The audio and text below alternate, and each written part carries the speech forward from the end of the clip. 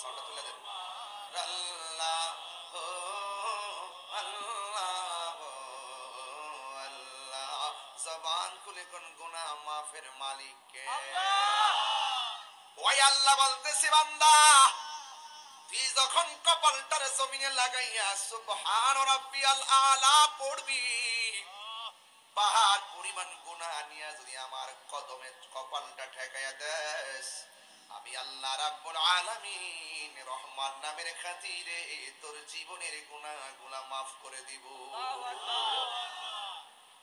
এই জন্য আমার আল্লাহ বলেন, মিনহা খলাকনাকুম ওয়া ফিহা নুঈদুকুম ওয়া মিনহা নুখরিজুকুম তারাতান উখরা। এ বান্দা, এই মাটি থেকে তোমাকে সৃজন করা হয়েছে, এই মাটিতেই তোমাকে দাফন করা হবে। দাফন শব্দটা বড় কঠিন শব্দ, দাফন শব্দটা বড় কষ্টের শব্দ। যেই সন্তান মারা দাফন করে, তারা জিজ্ঞেস করবেন দাফনটা কত কঠিন। যেই সন্তান তার বাবার লাশটা কাঁধে নেয়, তারা জিজ্ঞেস করবেন সন্তানের লাশটা কাঁধে নেওয়া, বাবার লাশটা কাঁধে নেওয়া কত কঠিন। আমার দেশের মধ্যে স্কুল আছে না নাই? কথা বলে আছে না নাই?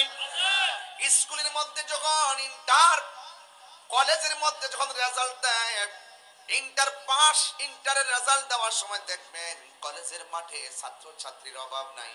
যেই মেয়েটা গোল্ডেন এ প্লাস পাইলো, আনন্দের সীমা নাই।